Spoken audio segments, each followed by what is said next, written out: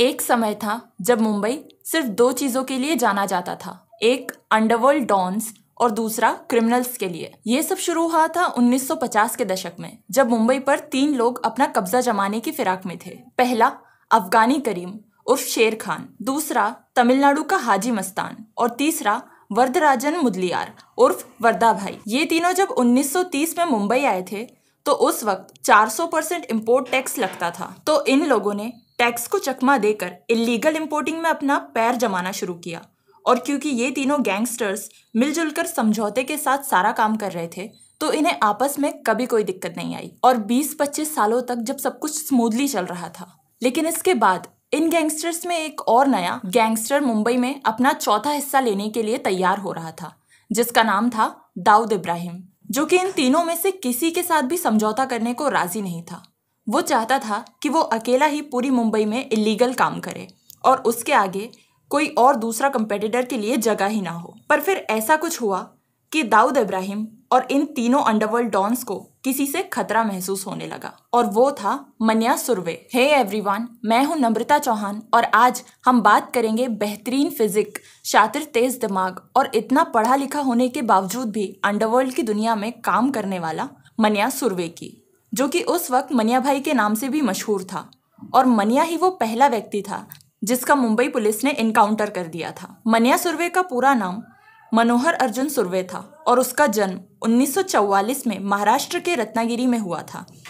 वहीं पर उसने अपनी शुरुआती पढ़ाई लिखाई की और फिर वो अपने बड़े पिताजी के घर मुंबई आकर रहने लगा ताकि वो अपनी आगे की पढ़ाई पूरी कर सके, जिसके लिए उसने मुंबई के किर्त कॉलेज में बीए में एडमिशन लेकर 76% स्कोर करके अपना ग्रेजुएशन कंप्लीट किया। मन्या काफी होशियार तो था ही, लेकिन वो काफी चालाक भी था। उसे अपने कॉलेज के समय में ही दादागिरी करने में बड़ा शौक आता था और उसने कॉलेज में ही अपनी एक छोटी सी गैंग भी बना ली थी, जिसमें वो 3 लोग थे, मन्या, उसका चचेरा भाई भार्गव दादा और सुमेश देसाई। वो भार्गव ही था जो कि मन्या को अंडरवर्ल्ड में लेकर आया, क्योंकि भार्गव खुद ही पहले से छोटे मोटे अपराध कर चुका था और धीरे धीरे उसने ये सब मन्या को भी सिखा दिया। अगर बाजार में इन तीनों का बहुत ज्यादा खौफ हुआ करता था, क्योंकि 1969 में भार्गव, मन्या सुर्वे और मन्या पैतकर ने मिलकर डांडेकर की हत्या कर दी थी। मन्या, भार्गव और सुमेश की दादागिरी दिन पर दिन बढ़ती ही जा रही थी। ये एक के बाद एक क्राइम करते ही जा रहे थे और इन पर लगाम लगाने के लिए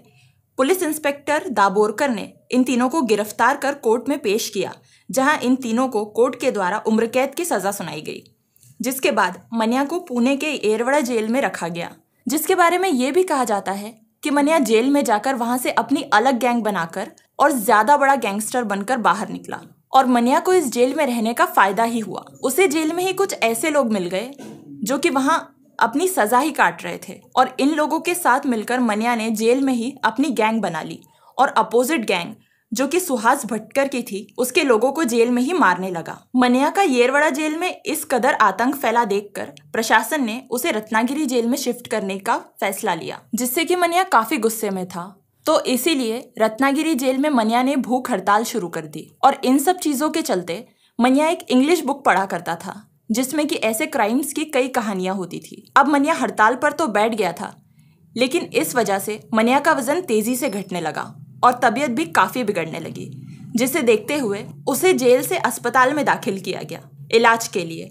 जिसके बाद 14 नवंबर 1979 को बाल दिवस के दिन ही मन्या अपनी चालाकी का इस्तेमाल करके 9 साल बाद जेल से भाग निकला और सीधा मुंबई आ गया, इस चाहत के साथ कि वो अंडरवर्ल्ड पर राज कर सके। और मन्या की नई गैंग बनाने में उसके सबसे खास दोस्त शेख मुनीर ने उसका साथ दिया और वो छटे हुए बदमाशों को एक एक कर अपनी गैंग में शामिल करता चला गया। मन्या ने नई गैंग बनाकर सबसे पहला अपराध किया 5 अप्रैल 1980 को, जब उसने पहले तो एक एम्बेसडर कार की चोरी की और उसी कार से 5,700 रुपए भी लूट लिए, जो कि उतनी बड़ी रकम नहीं थी उस वक्त भी। और 15 अप्रैल को ही मन्या की गैंग ने शेख मुनीर, जो कि मन्या का बहुत अच्छा दोस्त था, उसके कट्टर दुश्मन अजीज शेख का खून कर दिया। जिसके बाद 30 अप्रैल को मन्या ने विरोधी विजय गाडगे पर दादर के पुलिस स्टेशन में ही हमला कर दिया और एक पुलिस कांस्टेबल को भी उसने चाकू मारा। धीरे धीरे मन्या को सभी लोग जानने लगे और उससे डरने लगे, क्योंकि वो अपने अपराध काफी सोच समझकर और बड़ी चालाकी के साथ करता था। ऐसे ही कई लूटपाट और वारदातें करने के बाद मन्या का अंडरवर्ल्ड में नाम चलने लगा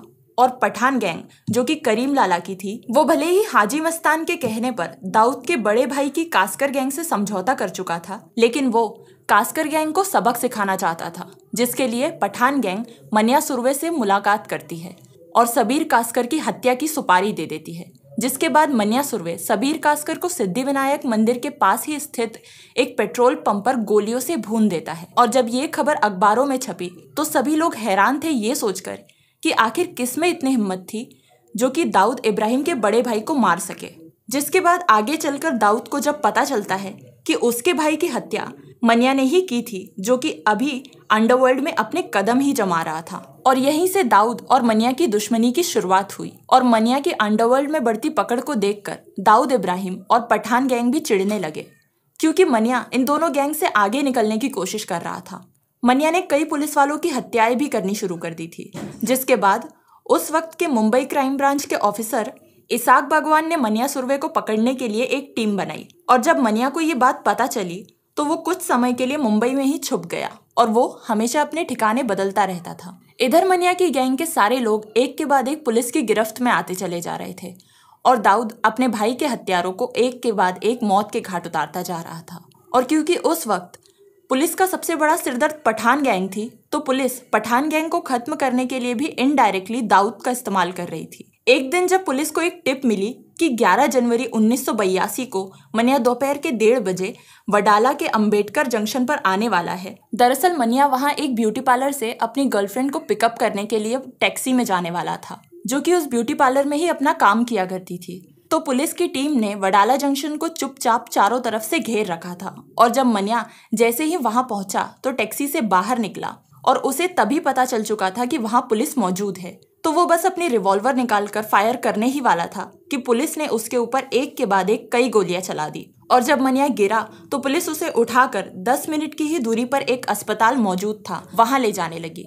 मनिया अब भी जिंदा ही था, पर पुलिस की वैन को हॉस्पिटल पहुंचने में 10 मिनट नहीं बल्कि आधे घंटे से भी ज्यादा का समय लगा, क्योंकि पुलिस नहीं चाहती थी कि मनिया सुरवे की जान बच जाए। और जब मनिया सुरवे की मौत की खबर दाऊद को पता चली तो वो बहुत खुश हुआ, क्योंकि उसने अपने भाई की मौत का बदला मनिया सुरवे से आखिर ले ही लिया था। और पुलिस को जो टिप मिली थी मनिया के बारे में, वो भी दाऊद की गैंग से ही मिली थी, ताकि मनिया का इनकाउंटर हो सके। मनिया अगर मुंबई वापस आने के बाद फिर से अपनी गैंग शुरू ना करता तो शायद उसके साथ ऐसा नहीं होता। तो बस यही थी मनिया सुरवे की कहानी। और अगर आपको ये वीडियो पसंद आए तो प्लीज़ लाइक करें और हमारे चैनल को सब्सक्राइब करें।